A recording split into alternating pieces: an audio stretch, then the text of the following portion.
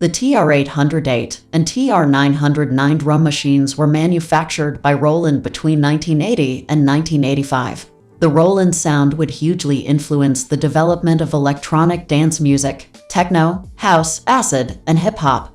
At the time, these drum machines would turn out to be a commercial failure for Roland, but no one could have seen the iconic status they would achieve in the world of music in the years ahead. By the early 1990s, drum machines were already being left at home when visiting the studio with the introduction of the versatile Akai samplers, which had your vast saved libraries available for ease of use.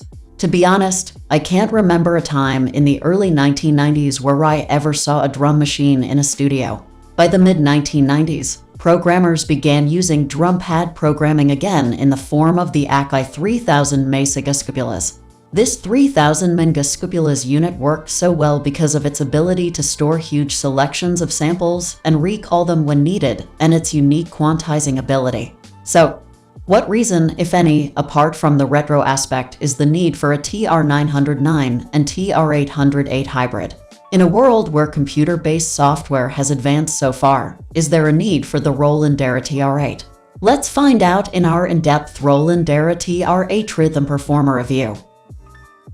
The Roland Aira TR-8 is a digitally recreated version of the TR-808 and TR-909.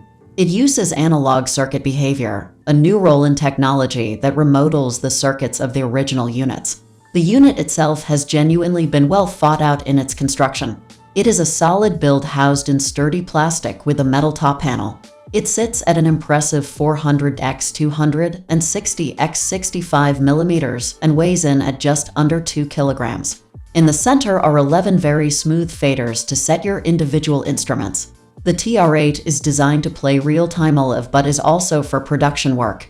The unit is decked out with all the familiar features that the original TR-8 had.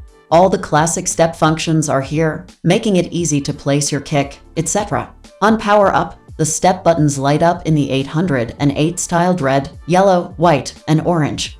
All the other buttons are backlit in green. The TR-8 also comes with the addition of reverb, delays, and the scatter function, which we'll talk about later. With most voices, decay and tuning are also adjustable in addition to level. One great advance is the ability to slip in and out of step or real-time recording without stopping the music, which, as you can imagine in a performance, is a significant upgrade. Most functionality changes in this unit, I would say, are for the best. Specifications. The TR-8 comes with 16 kits, each having 11 instruments taken from their original sources. What you get is the 808 in the first location and a 909 in the second, with the others being a variation. The TR-8 has a stereo pair of outputs and 2 assignable outputs. It also has stereo inputs or the mono-summed input.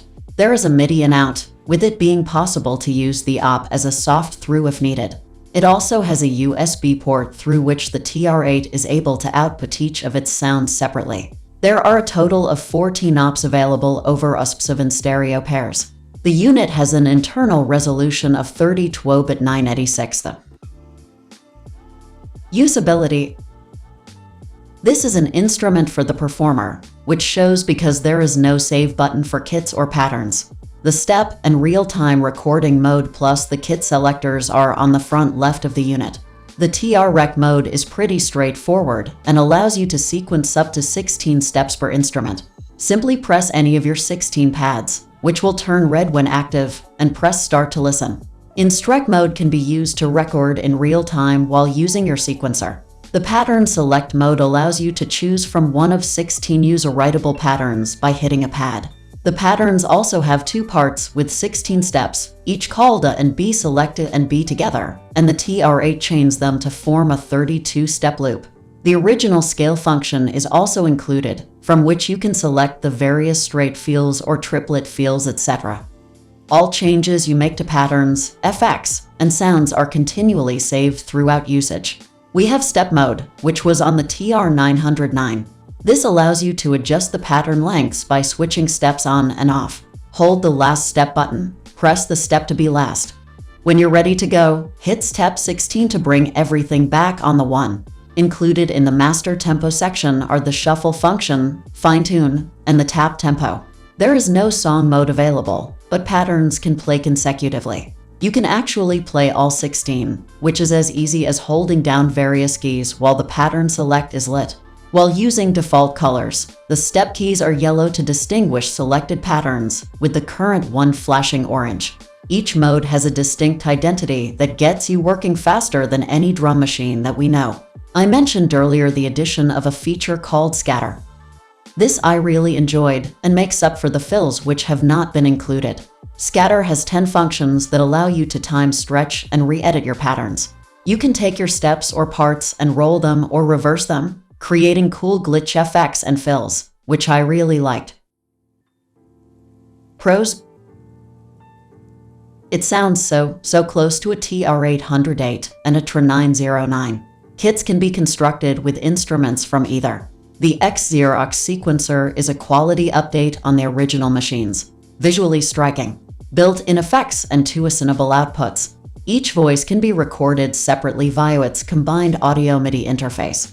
All knobs and sliders can send MIDIs. Reasonably priced. Lots of potential for further expansion. Final thoughts. To round up, I liked this unit a great deal more than I wanted to. Personally, I have spent so long in the box that I didn't think I would need another unit to carry around. It is a very well-built unit with great attention to detail. It's very easy and fun to use, but it's very much a professional studio unit. The TR-8 has the very distinct sound that the original units had, and it's honestly very hard to tell the sounds apart as they have been so finely replicated. In some ways, it does feel like a cool little unit that a DJ may carry around to spice up the evening. But saying that, it surely will be enjoyed as much in any professional studio environment. Will we be adding one to our gear list? Quite possibly.